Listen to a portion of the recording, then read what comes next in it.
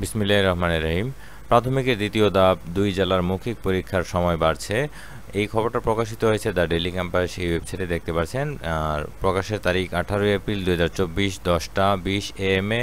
সঙ্গে থাকুন, বিস্তারিত আমি আপনাদের পরে শোনাচ্ছি।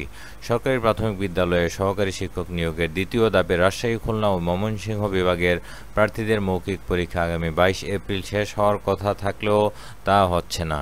২ জেলার প্রার্থীদের ক্ষেত্রে মৌখিক পরীক্ষার সময় বাড়ানো হয়েছে।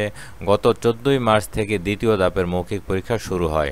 প্রাথমিক ও গণশিক্ষা মন্ত্রণালয় এবং প্রাথমিক শিক্ষা অধিদপ্তরের একাধিক দায়িত্বশীল সূত্র আজ বৃহস্পতিবার দ্য ডেইলি ক্যাম্পাসকে এ তথ্য নিশ্চিত করেছেন।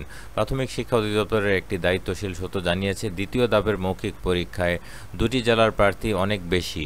এই ২ জেলার প্রার্থীদের ভাইভা ২২ এপ্রিলের মধ্যে শেষ করা সম্ভব নয় বলে সংশ্লিষ্ট জেলা জানিয়েছেন।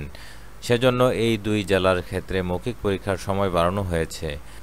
নাম অপ্রকাশিত রাখার শর্তে অধিদপ্তরের উচ্চ পর্যায়ের এক কর্মকর্তা জানান, ২টি জেলার প্রার্থী বেশি হওয়ায় মৌখিক পরীক্ষার সময় ২৮ এপ্রিল পর্যন্ত করা হয়েছে।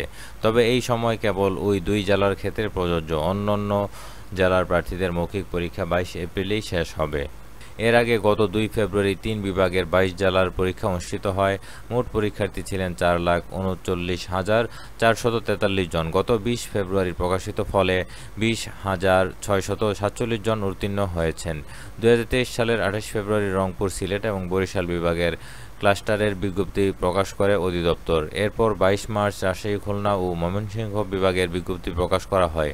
এরপর ১৭ জুন ঢাকা ও চট্টগ্রাম বিভাগের নিয়োগের জন্য বিজ্ঞপ্তি প্রকাশ করা হয়। প্রথম ধাপে ৩,৬০,৭০০, দ্বিতীয় ধাপে ৪,৫৯,৪৩৮ এবং তৃতীয় ধাপে ৩,৪০,০০০ প্রার্থী আবেদন করেন। বর্তমানে প্রায় ৮,০০০-এর বেশি পদ শূন্য রয়েছে। তো এ পর্যন্ত শেষ করে দিচ্ছি। পরবর্তী আপডেটের জন্য চ্যানেলটি সাবস্ক্রাইব করে সঙ্গে থাকুন। বিদায় নিচ্ছি। আল্লাহ হাফেজ।